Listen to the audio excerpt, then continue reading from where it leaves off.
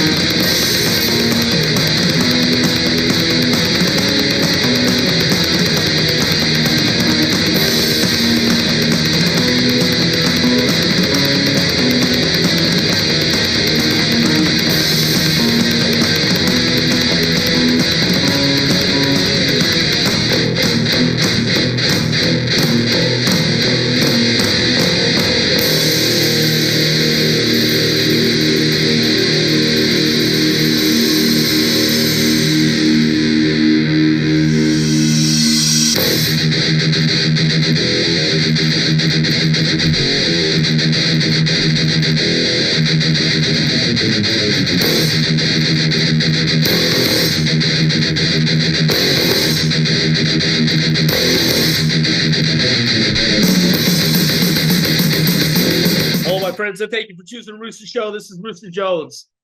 Nice to be here. Today we have a special guest, a band that is like essential to thrash metal, of Christian thrash metal. We have Jimmy P. Brown, II of Deliverance. Very stoked to have this band. This is one of the first metal bands I've ever heard. Oh my Lord, it is you. Hello, Jimmy. How you doing, sir? Can you hear me good? Can you hear me now? Oh, I hear you. I hear you fine. So cool to see you in person finally. I love you, brother. From my heart, you were one of the first metal bands I've ever enjoyed. Your first self-titled album. I love it. I still listen to it today. And thank you. That's cool, man. That's awesome. Thank you. Get all that out of the way right now. So I am Sure. definitely a fan. And Cool. so much love to you. So cool. Yeah. Wow. First of all, before Deliverance, what did you do? I was 15 when I started the band, so I was my in Lord. school. You were a young one. Yeah. I started the band in 1985. So I was 15. So didn't have a driver's license yet, man. Wow, that's crazy. So what drove you to starting Deliverance? Well, I started playing guitar early on when I was a kid, 9, 10 years old. And by the time I was 12, I was playing, I'd been practicing a lot, but, the different little things. I was self-taught. My brother kind of sketched out my first few chords for me, but, and when I say sketched out, I mean literally, he got index cards and drew the first 3 frets and showed me how to do basic cowboy cards. Oh And no. and and then I just was listening to a lot of Led Zeppelin, Van Halen, uh, and Pink Floyd, and Kiss, Neil Young. So you name it, I was listening to it and just trying to learn the best I could. And so by the time I was 12, I was playing pretty good, and some local bands started to take notice of me. But they all didn't want a kid in the band, because they were all 16, 17, 18 years old. And then they would find out I was, 12, 13. They were like, they just didn't, but I had gear, and I could play, and I just didn't have a ride. I didn't have a way to the shows and to get my gear there. In fact, to the first band that I went and auditioned for, I'll never forget. I grabbed my dad's old industrial dolly, because he used to have a general contracting business, and he had this old industrial sized dolly. and I stacked all my gear on that and got bungee cords and just wrapped it all around it. And I walked it to rehearsal with my guitar strapped to my back, you know. That is crazy. That is Yeah, crazy. so that's a so by the time I was 15, you know, growing up in church, growing up in a Christian household, uh, you know, the bands that I was listening to, I wasn't really, you know, the ones that I really loved were bands like Daniel Amos, Vector, um, Sweet Comfort, and Yeah. because they were professional, they sounded amazing. Yeah. But the Christian rock bands, I mean, other than we had Res Band, and then when I'd heard about this great punk band, and I was really into punk music, I was going to a lot of Golden Voice shows in LA and stuff, seeing the Gotcha. Yep. Exploited and UK Subs and Oh yeah. I stuff still like love that. all those bands. So I was excited to hear a Christian punk band, but it was undercover, and that's not punk rock, you know. It's not. No, Uh, undercover. That was one of your first shows? no, that was no, that Like was for my Christian, first I mean. exposure to Christian punk rock, you know. And so, Mine was Altar Boys. oh, see, now I love Altar Boys. They're legit, you know, they're cool. Mike Stan, Mike Knott, you know, those guys that they knew what they were doing, you know. But so I I just remember saying, and then we saw Striper, and Striper came onto the scene and they exploded.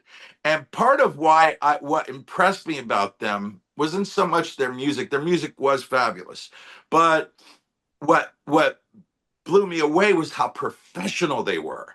And they didn't look like, t-shirt and jeans, all right, let's pray and sing kumbaya and then come up and play some rock. They put on a show.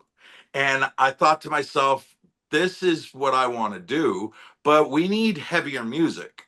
And as far as metal, I didn't really listen to a lot of metal, but the metal I did listen to was Sabbath and Iron Maiden. So I was like, we need heavy stuff like this.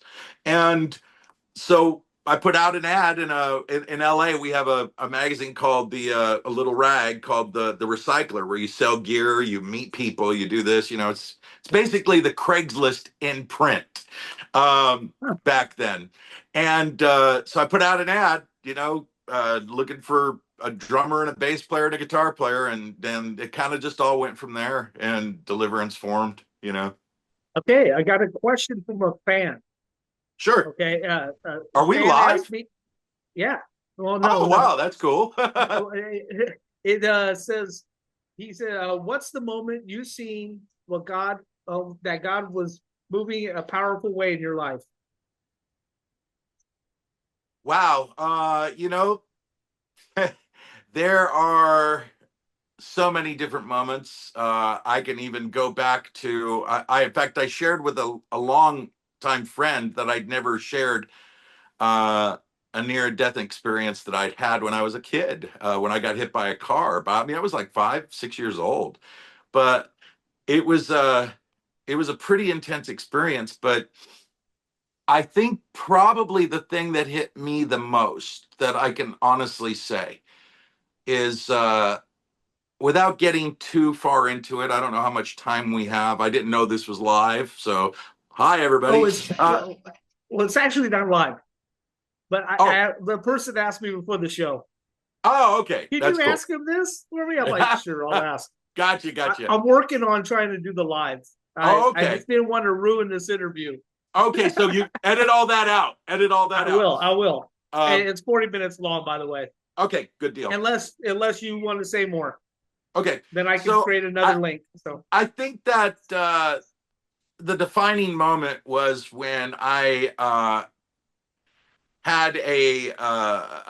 was 11, and a preacher that was preaching in Spanish, no less, because he couldn't speak English and he was preaching in Spanish. He called me up to his, because we went to a bilingual church, by the way. So, and called me up, laid hands on me, and announced to the crowd that God was going to use this boy and use this boy's music to reach hundreds of thousands of people.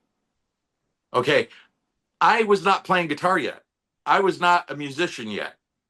So, and, nor did I have any aspirations. Yeah. So, and then I didn't remember that event. In fact, I was sitting with my mom once we got our sales on Weapons of Our Warfare and how much it had sold. And she was like, wow, she goes, I guess that preacher was right. And, you know, Yeah. you're playing to a lot of people and you're reaching a lot of people. She's like, you know, it didn't necessarily mean you were a ministry, but it just meant that your music was going to reach people. And I go, yeah, you're exactly correct. And so I think that was definitely a defining moment. So I'm just wondering about this. I mean, because we all know that Weapons of Warfare was like album of the lifetime, I guess. And, yeah, I mean that album is amazing. It's like so powerful. Um, has it been challenging to try to create that the same power and effect that album had? You know, it's no secret for anybody that knows me. Yeah. uh, I don't think Weapons is all that special. Okay. I think it was released at a time and a place that was very crucial, important. Um, and I'm talking topical now. So let me push back. I'm not saying that it's not a good record. I'm not saying there are not good songs on there. What I'm trying to say is that um, at that time, there were two books on the market that had been taking the church by a hailstorm, and it was called This Present Darkness and Piercing the Darkness by Frank Peretti. And it didn't matter Yeah. what church you were going to back in 1990, 89, 90, 91, wherever you showed up, at every church, there was a Bible series or a Bible study series based on spiritual warfare, and it was based on those two books. Well, I was a huge fan of those books because I'm an avid reader, and when I read those two books, that's what influenced Weapons of Our Warfare because the whole album's based on the Yeah, Peretti books. it's actually really good. The good series that he Yeah. did.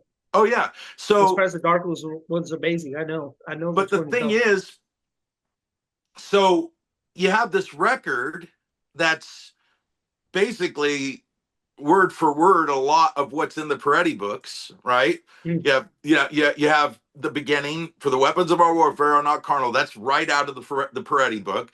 It's in the Bible, obviously, but you know it's still that quote, that passage from Second Corinthians, and then you've got um, this present darkness opens the album, and then flesh and blood, and you know slay the wicked, 23, the 23rd psalm. You know, you've just got all these different things that are just right out of the book. So I think that it appealed on matt. Remember at that time too, you know, the church world was very segregated, and you weren't, if you were a teenager in church, you weren't allowed to listen to secular music, you know, Oh or yeah.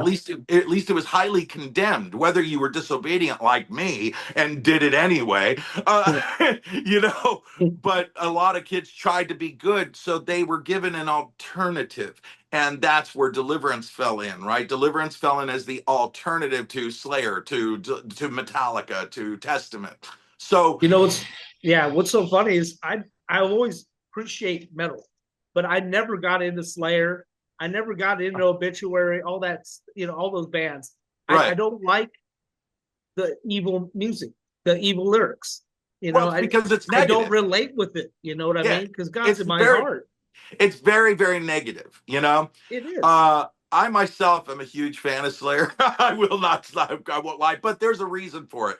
Yeah, I grew up around those guys. My sister was in high school with Dave Lombardo. You know, so I went to go see them before they were anybody. I used to go see them at the park and when they play backyard parties that's and stuff. awesome. Actually, So I love those dudes. But anyway, so getting back to weapons, I think that it was the right time and the right place. It was a hot button. It was huge. It was this big thing. And then our manager did anything and everything possible, maybe legally and possibly illegally, to get us onto MTV. Uh, and that helped. So that yeah, brought a lot of attention to weapons. So therefore, a lot of people think of it as, and then our first album was in the top 50 metal albums of all time, according to Metal Hammer. So, Yeah. so we're talking, these albums got very heavy national exposure, correct? So, Yes. so, but as far as like trying to write something that was going to measure up, I never thought that way. And part of it is because the guys that I liked, Bowie, Led Zeppelin, think about Zeppelin 1 to In Through the Outdoor. It sounds like two different bands, you Does know? actually. You think about Bowie, my God, every record, it was a different sound, So, Yeah. and that's the stuff. And DA, the Christian part of all that for me, Terry Scott Taylor, every single record's different. So I knew that I wanted to do that in my musical career, So Damn, I never thought about measuring up. that's awesome. Yeah. So, so was your initial goal was Christian then in the beginning, right from the start? Well, we never considered ourselves a Christian band. We used to just play the clubs. We played the club scene Okay. for 4 years. And then we had gotten offers from Frontline Records and Pure Metal and other Christian labels that wanted to sign us, but we didn't want to sign with a Christian label. And the main reason is our fan base was half and half. I mean, we had Yeah. half secular, half, dude, we were Yeah. playing with bands like Dark Angel and Viking. So, Wow. Yeah, I so know Dark Angel. Yeah. we're playing with these guys, and I didn't want to, from the stage, say, hey, go get our new record at the Lighthouse Christian Bookstore. I wanted to say, hey, our new record's out, go to Tower Records, Yeah. So, but so we signed with Intense, and then Intense ended up selling us to Frontline anyway. So we didn't, number one, I think there's no such thing as a Christian rock band. I didn't know that entities, like things could be labeled as a soul-filled thing, but so I mean what we do is music, Yeah. and I like how in Europe it's basically dark black metal or white metal. And white metal doesn't mean Christian. White metal means just positive. And that's why I kind of looked at our stuff. We were just positive. So, but I didn't want to get pigeonholed, and I didn't want to get thrown into this area of, oh yeah, because I mean, let's face it, man, this is the world we live in. They hear, oh, Christian rock band, oh yeah, forget it. Even though they might like it, even though they Yeah, they're might think it's judgmental right killer, away. yeah, but the minute they hear, oh, they're a Christian rock band, oh yeah, forget it, they suck. You know, but if we had said, if somebody told them, oh yeah, these guys worship, whatever, a cat, named Leonard, then people, oh, that's weird, okay, but man, their music's cool. I mean, that's just the world we live in, dude. So It's a weird age, man. yeah, but so, is what it is. But we never really set out to be a Christian rock band. We were just a band, a music. Now, the early 4 years, yes, we were very evangelical. I preached from the stage, I shared what the songs were about. But when we got pigeonholed into the Christian arena, then I started changing my lyrical scheme to talk to believers now, because those were the people that were going to be buying our albums and had access to our material. Yeah. Ah, understandable. So, if someone never heard your music before, how would you describe it? Uh, Heavy. I mean, I you've don't. had a lot of great people in your band, like guitar from Mortification and all kinds of No, people, didn't you? no. You're probably thinking about George Ochoa. George was actually in a band called Recon when I took him to bring him into Okay, Deliverance. Recon. Yeah, all he did was produce for Mortification. He produced one of their albums, and he ended up playing guitar on a couple of their tracks. So, but he never played for them, or he didn't play for Vengeance. He just did Okay, one and tour that's with them. actually who I was thinking of. Yeah. Okay, But we had Glenn Rogers, who was in Hyrax and Heathen, and he played in quite a few different bands, well-known bands. Um, so got the amazing Jim Chaffin on drums, who was in the Crucified. yep. Uh, so Brian And Carilla's he's on also bass. in a whole bunch of other bands too. Oh gosh, Jim's in the Rain and Blamed. Glory. Is he working with Rain and Glory too? He played on the album. He played on their album, and he did one show with them, but he's not. He's on the They've got Blamed. a new drummer, but yeah, he is a full-time drummer for the Blamed. Absolutely. Yeah, yeah, that's great. Yeah. So is it challenging creating fresh new material for Deliverance? Yes. Yes. It is Yeah, because you've got on one hand the see our since I started taking the band's music and the direction in all these different areas, right, with album to album, yeah. we have a very divided fan base. We have the fan base that loves the thrash era, hates the new stuff, the latter stuff, and vice versa. The people that would have even never listened to us if we stayed thrash, but now they love this stuff. And then when they go back and hear the first three records, they're like, what is this? So it's hard trying to find the medium to reach both audiences. So that's what I pretty much have tried to do with all the latter releases. And sometimes it's successful, sometimes it's not. In the end, I just got to write what I want to write and not give a flip when anybody thinks, you know? Yeah. You worked with a bunch of other artists too as well. Like, didn't you work with XL? Oh, yeah, yeah. I love XL. He's good people, man. Yeah, I got him coming up too. Oh, Yeah, he's cool. He's cool. Todd is yeah, I super love cool Todd people. Stevens. He and I he just loves my solo playing, so he'll call me up and say, dude, I need solos, and I'm like, let me know what songs, I'll do them. So You are yeah, an amazing guitarist, man. Seriously. yeah, he's And such a cool dude. your voice is, man. You know how to hit those spots, man. I mean, I honestly, I've always kind of, I kind of grew when the earlier years of my Christianhood. I would, listen to Mortification, Vengeance Rising, all that good stuff. Sure. I went right to the heavy stuff, and you guys were right there with Tourniquet and all that good stuff. But the way you hit those chords, man, I mean, I don't even see how you do it. I mean, I you God, did know you I, ever have any lessons? Did you just no. self-taught or Yeah, it's just self-taught, and believe me, I look back and go, how in the world did I do it? Because I can't do it now. like uh, you can't do it now? oh no, no, I've You do a tried. modified version? Yeah, I do modified versions exactly because a lot of those soaring notes, man, I hear and I'm like, how did I do that? I don't Like, even "Well, there's understand. a war." Oh yeah, And then all I of can't it. even do the next one. It's I've ripped super my high. pants. Yeah, it's super high, man. It is, man. It's impressive though. It's you're the first actual band that with that kind of vocals that I fell in love with. Oh, I that's mean, it's cool. just, yeah, it really, because I was listening, I went past Holy Soldier, all that. I mean, I like them. I like Brian. I love Brian. I love Holy Soldier, and all that good stuff.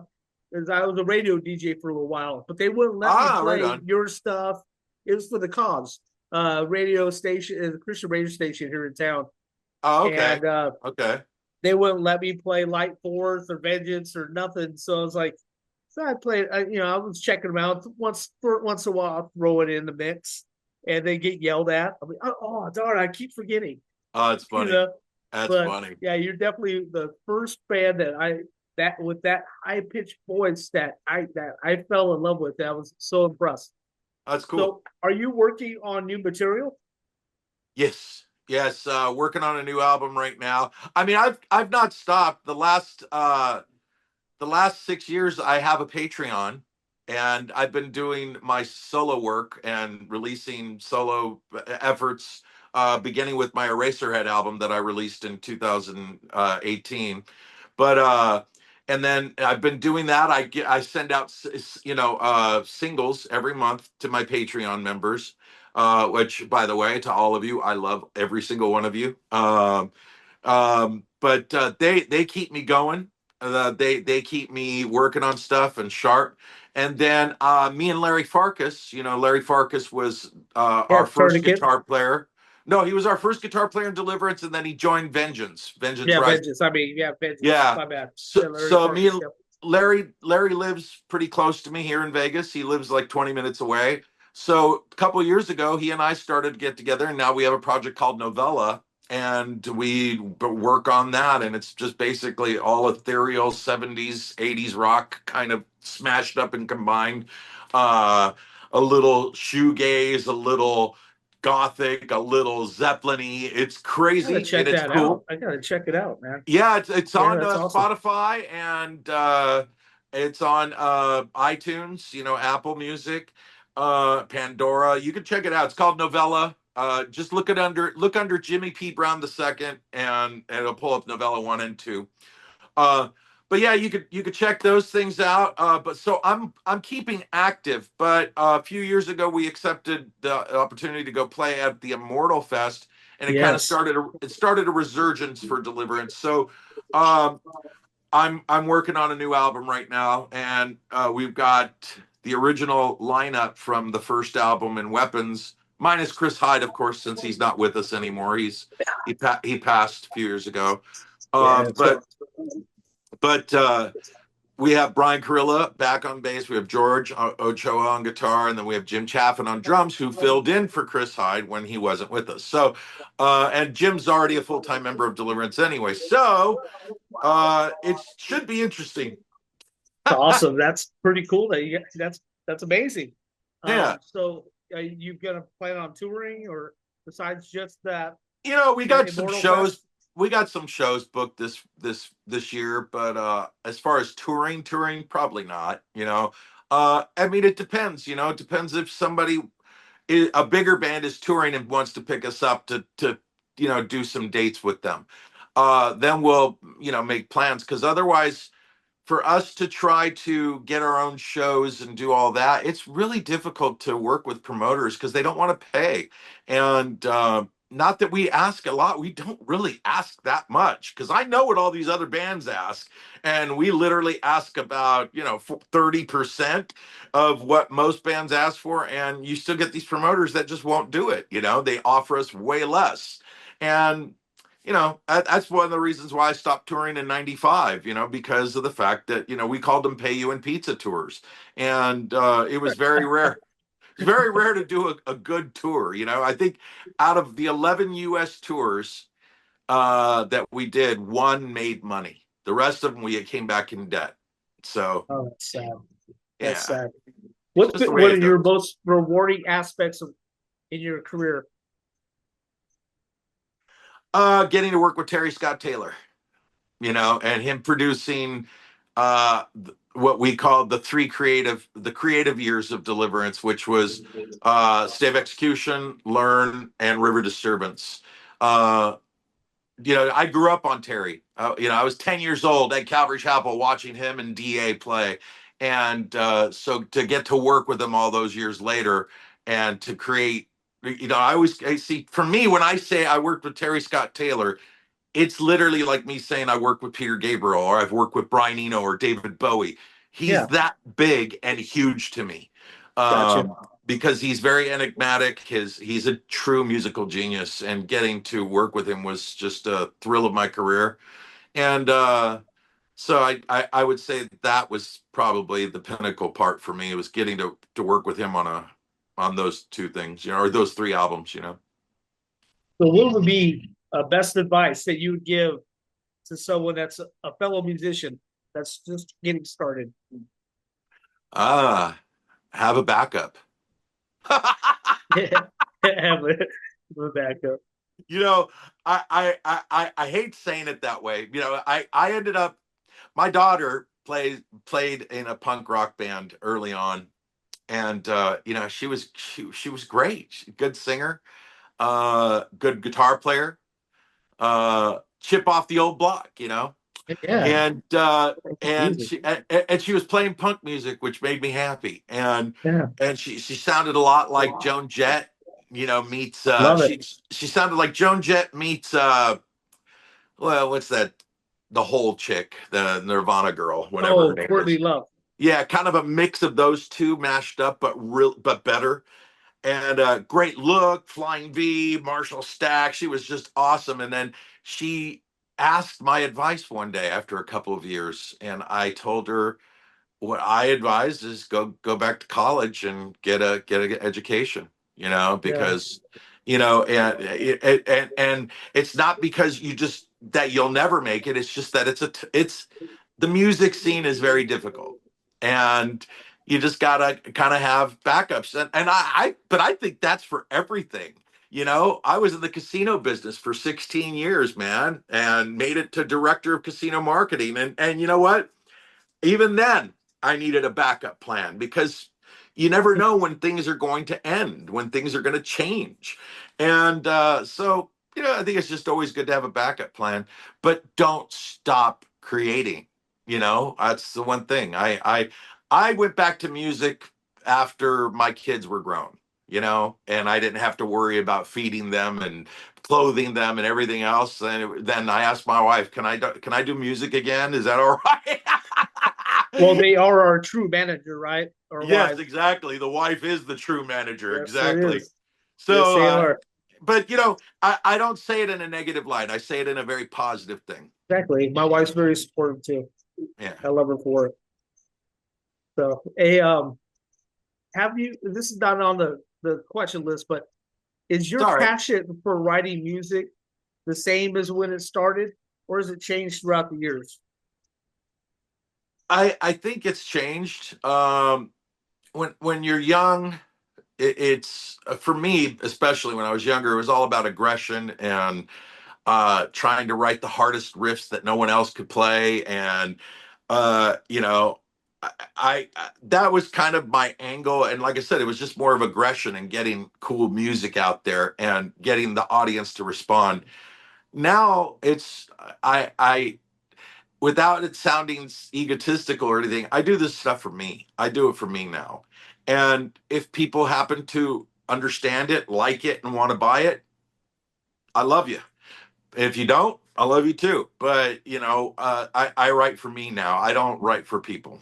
And there are a lot of people, including the people in Deliverance, that George and I get into that argument because he's always, you gotta want to please the people. And I'm like, I don't think so. No, you don't please the people. You got to make sure you're happy with what you're doing.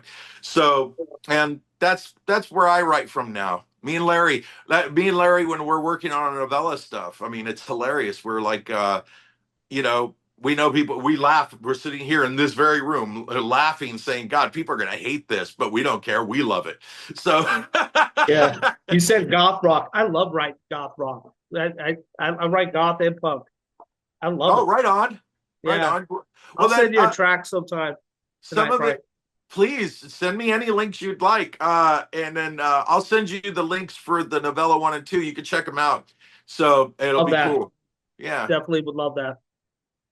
So, what would you like to say to your fans? Thank you. I mean, for listening all these years. I mean, dude, Deliverance is 40 years old this year.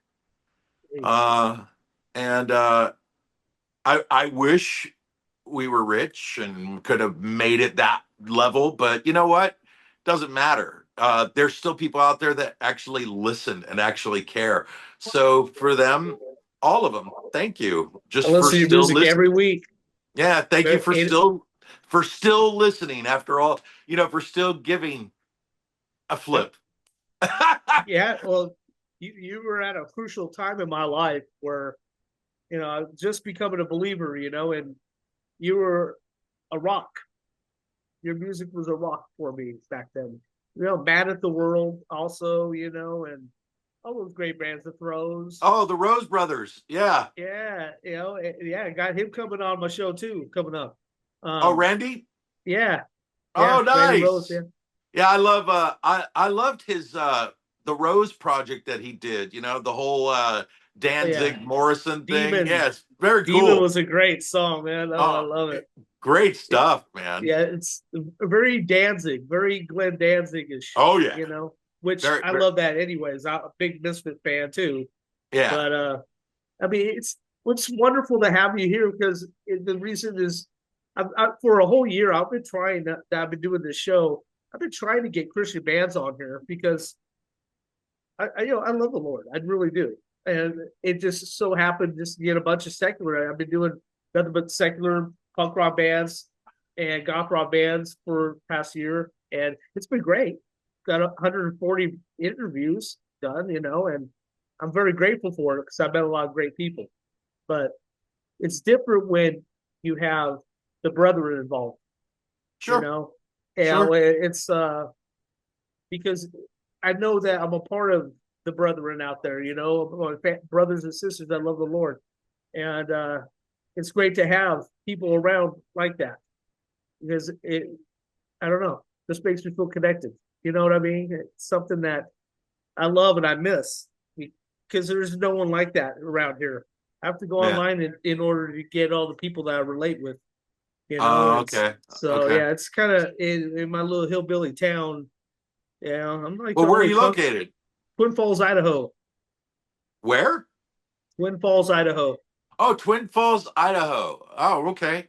So Yeah. my daughter lives in Idaho. Oh wow. She just bought a house out in not in Boise. It's like a town just north of Boise. Meridian. Meridian, that's it. Yeah. Yeah, Wow, that's where she's at. How far that's are you from awesome. there? An hour and 45 minutes. Oh wow, that's cool. Yeah, yeah, she loves it. She's trying to talk me and my wife to move out there. It's Um, actually not too bad of a little state. It's a good state. Well, But I'm it's just tired.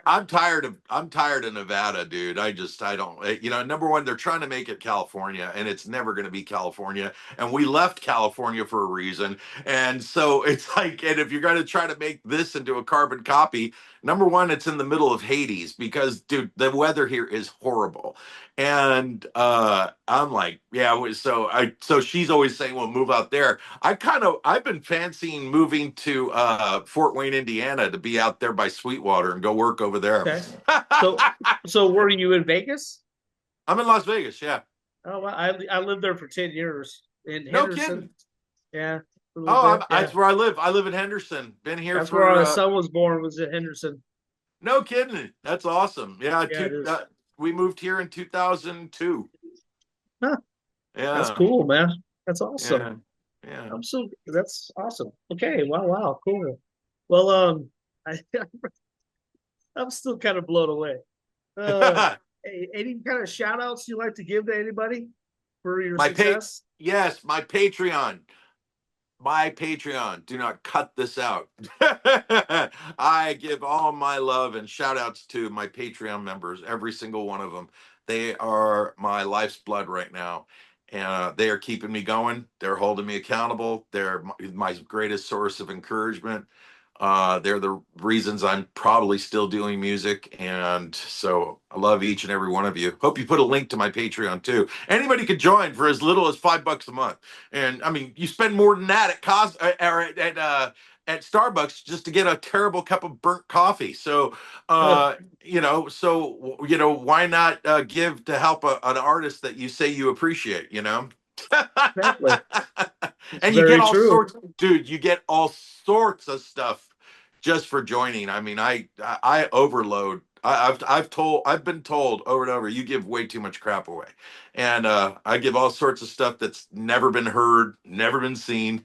I spoil my patrons. At least I hope I do. Maybe I don't as much, but they definitely know all the secret ins and outs of Jimmy P. Brown II. That's awesome, man. That's amazing. I'm so happy for you. Really, I'm glad that you're keeping up with the music and writing fresh stuff, and I I love you, man. I don't know what else to say. Oh I'm out man, I of appreciate I'm it, out of bro. I'm done. I'm blown away. Now I can live life. Oh, That would come have. on. You're really you're a great I dude, and I'm not trying to boost your ego because it's by the grace of God you have that strength to even do what you do. yeah. And it's awesome. It's powerful. It's a you have such an amazing tool. You've been given such a blessed talent, and I'm thankful for that. And That's you've been cool. a strength for me, and I appreciate it. And I'm sure that thousands of people could say the same thing. And I, so we all love you and appreciate everything you do. We always got your back. well, And appreciate it, new Rooster, album and out please coming out. and Let me please. know and we'll get you back and you can do a promo.